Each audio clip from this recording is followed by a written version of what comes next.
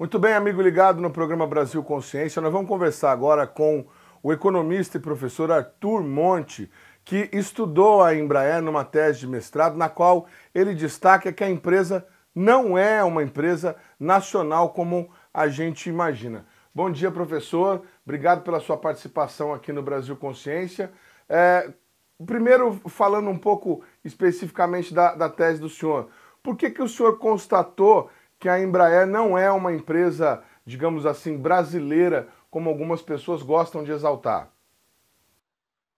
Bom dia. Primeiramente, obrigado pelo convite para falar com os espectadores do Brasil Consciência. Bom, a minha tese de doutorado, eu discuti que a Embraer, na realidade, é uma empresa que passou por um longo processo de progressiva desnacionalização, que remonta desde o processo de privatização, lá em meados dos anos 90, a progressiva venda do controle acionário para fundos de participação e acionistas internacionais, a pulverização do controle de capital, a própria mudança, que é simbólica, né, do nome da empresa, que era empresa brasileira, para simplesmente Embraer, e até finalmente a última etapa que eu analisei, digamos assim, a quente naquele momento, no fim de 2017, início de 2018, que foi aquela venda para a Boeing que acabou há poucos dias de ser anunciada, ser cancelada pela Boeing, né? Mas que seria, digamos assim, a conclusão desse processo. Além da questão do controle, que é importante, né, que seria a parte mais, digamos assim, formal, a Embraer também é uma empresa da indústria aeronáutica que dentro do Brasil ela constitui, assim, basicamente a única empresa que trabalha nesse ramo, diferentemente de outros países que possuem empresas como a Embraer, que são empresas de projeto, de integração, né, projeto e montagem de aeronaves, mas que também nos Estados Unidos, na Europa, existem empresas que são fornecedoras de motores, de partes eletrônicas, aviônica, fuselagem, etc. No Brasil, nós só temos a Embraer. Então, na prática, acontece que a Embraer acaba sendo uma parte de um circuito de produção que é internacionalizado, ou seja, a Embraer ela tem como principais mercados os mercados estrangeiros, o padrão tecnológico é estrangeiro, e nós não temos no Brasil uma grande indústria aeronáutica, somente a Embraer, que executa, digamos assim, com bastante êxito essa parte do projeto e montagem, tanto é que ela é uma empresa importante nos ramos que atua, né, reconhecidamente, internacionalmente, com a partir das vendas, né, do reconhecimento dos seus clientes, mas isso não é suficiente para dizer que ela é empresa nacional, apesar de ela ter uma grande base de produtos no Brasil, ela não constitui, então, pelo controle do circuito de produção, uma empresa nacional. Certo. A gente está vendo aqui agora, o nosso telespectador, nós dois não estamos vendo, mas o nosso telespectador está observando, um gráfico que nós estamos colocando na tela sobre a composição acionária, vamos dizer assim, da Embraer, né? Nós temos aqui em torno de 14% atribuído aí ao Brands, 10% ao Mondrian, 5,4%, quase 5,5% ao BNDES Participações, 5% ao BlackRock, um fundo internacional de investimentos, e 65,1% que estão aí, digamos assim, em acionistas difusos, espalhados aí, fundos de ações do mundo inteiro. Essa composição fragmentada, quer dizer, a Embraer, ela não possui um dono, ela tem diversos donos, considerando que cada dono tem um pedacinho de cada fundo de investimento desse. Essa composição fragmentada, ela tem alguma influência nesse processo em que a companhia está passando agora? Tentaram vender para a Boeing e agora vai ter que tentar se virar sozinha? Edmond, acho que sim. Mas ela é um resultado, na verdade, desse processo de progressiva desnacionalização do controle, como eu te falei, né? Então, o grupo o consórcio de acionistas que arrematou a Embraer na venda nos anos 90, acabou conduzindo esse processo de progressiva pulverização do controle, né? Então, eles foram permitindo a abertura de capital para cada vez mais grupos e investidores e, digamos assim, não apenas investidores pequenos, mas também fundos de investimento, que são empresas muito grandes, que controlam grandes recursos e buscam esse tipo de investimento, tá? E, no final das contas, na medida que um controle passa a ser pulverizado, com grande presença de investidores internacionais, a própria lógica de você pensar na empresa estritamente do ponto de vista do resultado dos acionistas passou a predominar. A despeito de existir, no caso da Embraer, né, a existência das chamadas Golden Shares, né, das ações especiais que ficam na mão do governo que lhes dão poder de veto sobre diversas modificações importantes, inclusive a própria venda para a Boeing, né, que foi autorizada pelo governo federal no ano passado. Então, era uma questão polêmica que o governo do Michel Temer deixou para o governo Bolsonaro decidir, e o governo Bolsonaro acatou essa venda da Embraer para a Boeing. Então, são esses dois fatores, na minha opinião, que influenciam. Essa pulverização do capital com a presença de investidores internacionais que têm que pensar nos seus próprios resultados e, digamos assim, o fato de que o governo federal ele permitiu essas mudanças, no caso, a própria proposta de venda para a Boeing. Professor, nós estamos num momento crítico para a aviação internacional. A Boeing vinha passando por uma série de dificuldades com o 737 MAX dela, os dois acidentes do ano passado que colocaram as aeronaves no solo.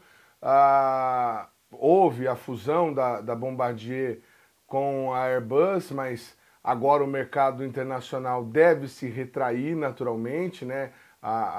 Os voos comerciais devem diminuir muito, principalmente esses de grande porte. E a Embraer, depois de investir quase R$500 bilhão no ano passado para se reestruturar e vender para a Boeing, tem que enfrentar de novo, de cara para o vento, um mercado retraído. O governo anunciou na segunda-feira, na verdade não anunciou, cogitou a possibilidade de negociar com uma outra empresa. Chegou-se até a aventar os chineses, né? A Comac seria aí talvez a empresa candidata a esse negócio. É uma boa para a Embraer nesse momento de crise em que o valor de mercado dela já foi subestimado na compra da Boeing, em que as ações já caíram? É uma boa para ela ir para o mercado tentar negociar uma fusão ou uma joint venture nesse momento? Olha, a situação da Embraer, digamos assim, ela é estruturalmente delicada e ficou particularmente delicada nesse momento, né? Desde as negociações com a Boeing, que agora fracassaram, né? E, digamos assim, com a sobreposição dessa crise internacional do transporte aéreo, que vai impactar todas as indústrias também, né? Eu falo que ela é, digamos assim, delicada do ponto de vista estrutural, porque apesar da Embraer ser conhecidamente a líder na venda de aviões comerciais do porte que ela produz, que são reconhecidos pelos seus clientes como equipamentos de muito boa qualidade, que exigem menores custos de manutenção, então tem uma boa resposta, né?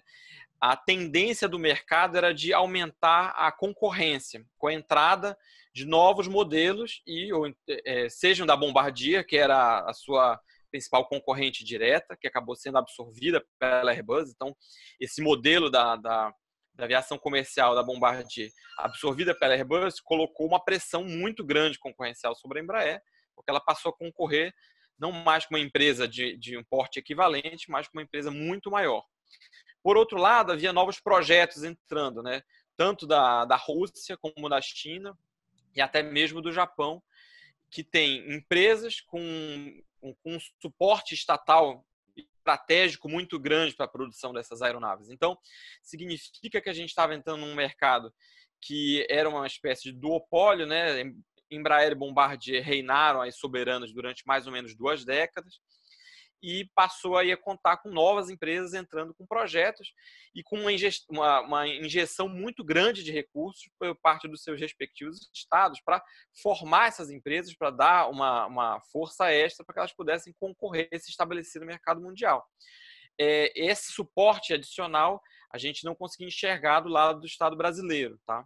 Apesar de ter muito suporte, muito investimento, muitos recursos, mas, digamos assim, relativamente à capacidade ou à disposição de investimento da Rússia, da China ou do Japão, seria relativamente menor. E, em particular, agora, do ponto de vista conjuntural, a crise ela coloca uma dificuldade muito grande para a Embraer, porque certamente vai exigir que as empresas elas se acostumem com um período de vendas menores, uma capacidade ociosa nas suas plantas industriais, uma redução dos investimentos de pesquisa, de desenvolvimento de novos projetos.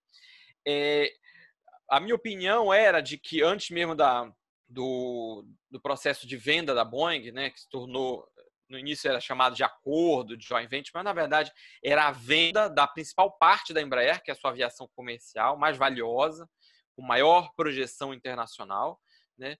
E que o ideal seria que a Embraer pudesse fazer parcerias comerciais, ou seja, para tentar ocupar espaços comerciais, vender para e conseguir fazer com isso, digamos assim, manter-se durante um determinado período. A dificuldade dessas propostas de parcerias nesse momento é que todas elas têm, de certa forma, a tendência a absorver a capacidade produtiva e tecnológica da Embraer. Fosse essa proposta de venda com a Boeing, fosse a proposta de venda, por exemplo, parceria, joint venture com a Comac, né, seria uma proposta muito difícil para a perpetuação da Embraer no futuro. É muito importante, então, levar em consideração que a própria Embraer já fez uma experiência, já teve uma experiência de produção internacional em parceria com a China. Então, ela constituiu uma planta produtiva dos seus ERJ, né, que foram aviões de muito sucesso comercial nos anos 90 e início dos anos 2000, foram responsáveis por essa virada da Embraer, enquanto a Embraer tal, com a tecnologia acumulada então. E essa experiência, na realidade, não foi tão vantajosa do ponto de vista comercial, né? A contrapartida esperada era abrir o mercado chinês, que estava se desenvolvendo para a venda de aeronaves brasileiras produzidas na China, e acabou que essa parceria terminou com a China acumulando aprendizado tecnológico com base na indústria da Embraer, instalada na China, né? Isso relatado por várias reportagens, estudiosos dessa experiência, e que colocam, na verdade, essas experiências de parceria, elas têm risco associado, né? Você estabelecer uma parceria de produção em que um país estrangeiro pode acabar aprendendo como fazer, se apropriando da sua tecnologia e se tornando depois um competidor. Então, provavelmente a Embraer vai ter que estabelecer algum tipo de parceria para manter mercados, para disputar esse tipo de mercado. Contudo, todos esses passos eles são muito estratégicos, eles estão muito delicados, eles exigem um pensamento lá na frente, porque caso contrário, isso pode se tornar, assim como era o projeto da Boeing, um risco a longo prazo de desmonte da planta industrial, de desmobilização da sua força de trabalho para outros países, etc. Isso pode significar também colocar em risco a sobrevivência da empresa a longo prazo. Nós temos nesse momento uma espécie de reedição da Guerra Fria, com a China fazendo o papel da Rússia e Estados Unidos e China disputando aí mercados, espaço territorial, poderio bélico, até na corrida espacial, inclusive. O Brasil está para fazer uma concorrência de internet em 5G e os Estados Unidos já se posiciona contrário à participação chinesa nessa concorrência. Considerando o alinhamento pessoal e ideológico do atual governo com o governo Trump, o senhor imagina que seria possível ao Brasil negociar uma parceria de uma transferência tecnológica tão ampla e com um valor tão alto agregado com a Comac, por exemplo, uma empresa chinesa? A orientação que o atual governo brasileiro tem tido é de uma total adesão a orientações que vêm dos Estados Unidos. Isso tem aparecido em todos os passos da política internacional brasileira, na política comercial, diplomática, até mesmo agora durante a pandemia, ações estratégicas que exigiriam a participação do governo brasileiro nas instituições multilaterais, como a OMS, têm sido obstaculizadas ou reorientadas por essa adesão quase restrita às orientações dos Estados Unidos. Então, mesmo que haja essa necessidade de uma parceria estratégica, por exemplo, com o governo chinês, que seria uma saída, né? Eu já discuti os poréns, mas seria uma possibilidade, provavelmente seria obstaculizada pelo governo. Outra questão, o senhor falou sobre a necessidade de um aporte financeiro, melhor dizendo, o senhor falou sobre o aporte financeiro governamental que beneficiou outras empresas, como por exemplo a Bombardier. Nós estamos vivendo um momento de crise, o governo federal já anunciou medidas de apoio às empresas aéreas, às companhias de tráfego aéreo. Seria o caso do BNDES anunciar um grande aporte financeiro na Embraer? Aproveito para juntar com outra. O senhor acredita na possibilidade de reestatização da empresa? Bom, vamos lá. Isso volta ao ponto inicial, né, que é entender, então, o caráter da Embraer e qual a importância dela para o Brasil, né? Como eu disse, ela foi progressivamente de uma empresa que nasceu estatal, nacional, né, quando ela foi criada lá em 1969, para atender determinados interesses do transporte aéreo brasileiro, né? O próprio projeto do Bandeirante, que foi a sua primeira aeronave, ele tinha como objetivo atender interesses do transporte aéreo brasileiro, que estava sendo ocupado por aeronaves maiores e estava diminuindo a sua rede, né? A inserção em cidades menores, de médio porte, etc.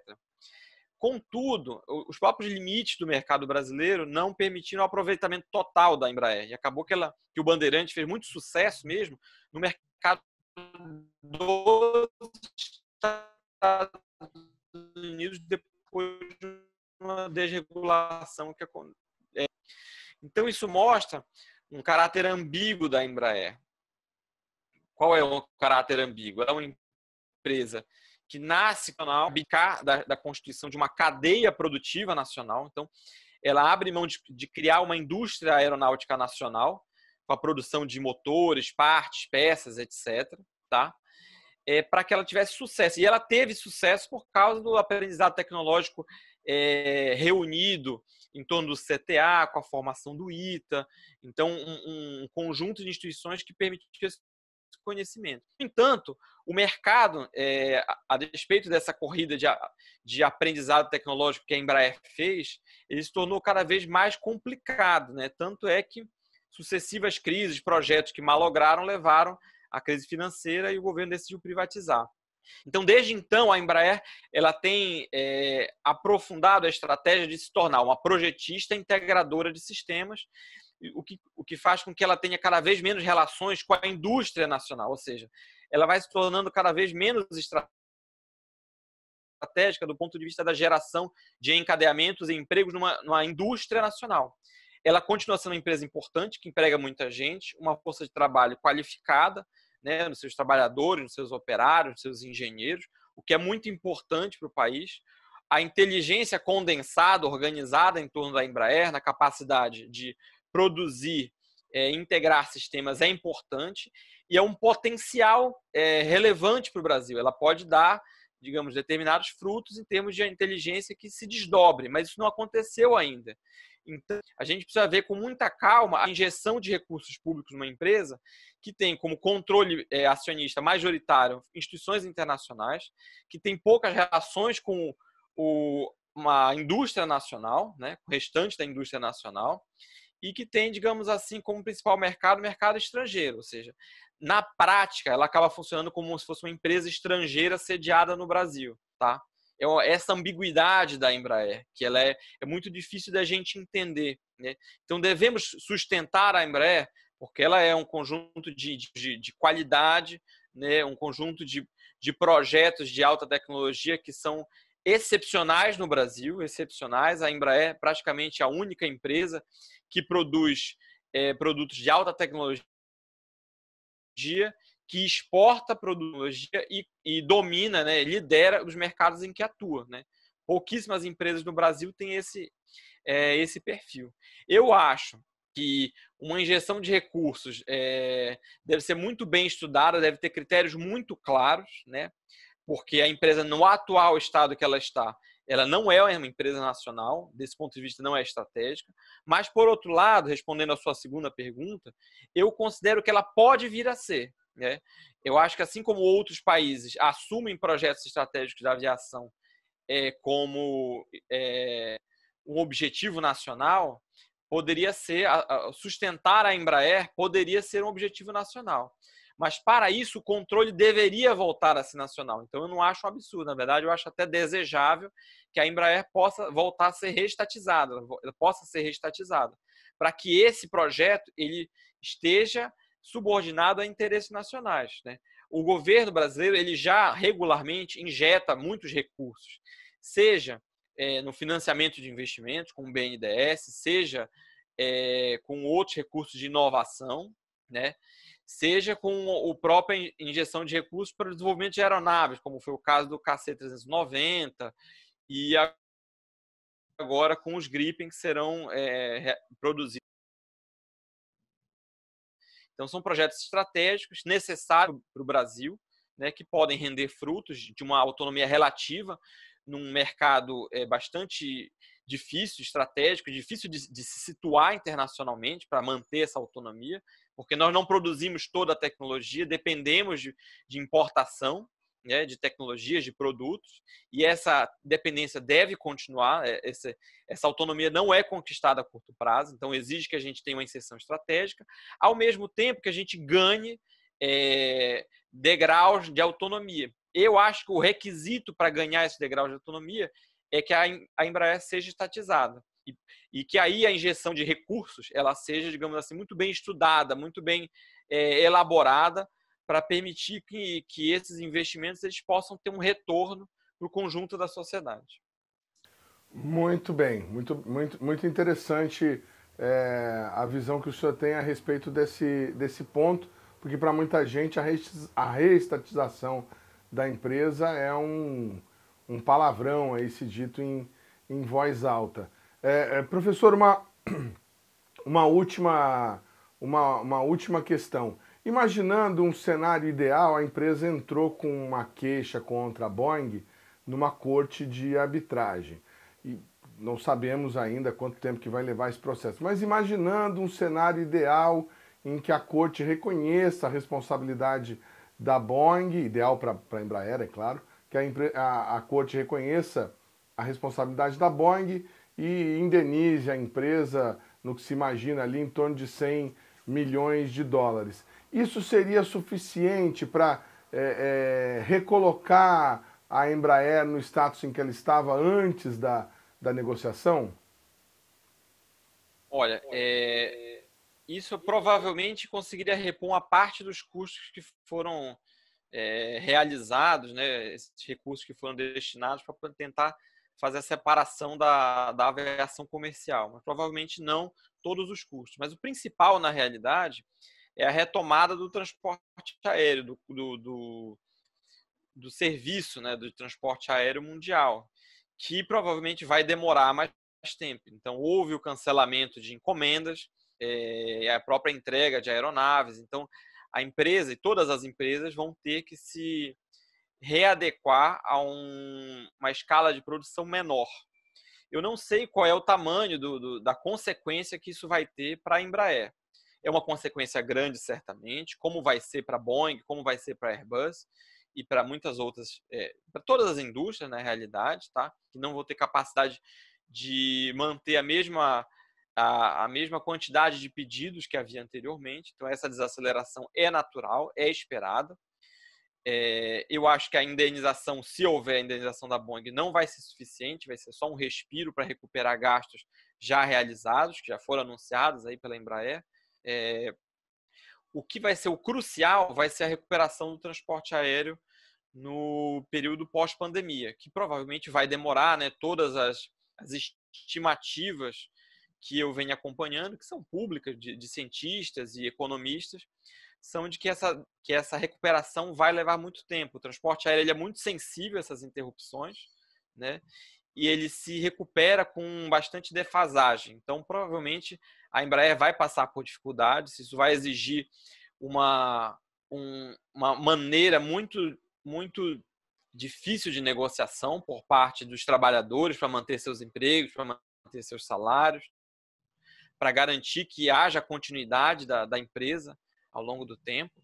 Os estudos anteriores de momentos de crise, como foi o caso de 2008 e 2009, mostraram que normalmente houve reveses para parte dos trabalhadores, que muito nos preocupa, né?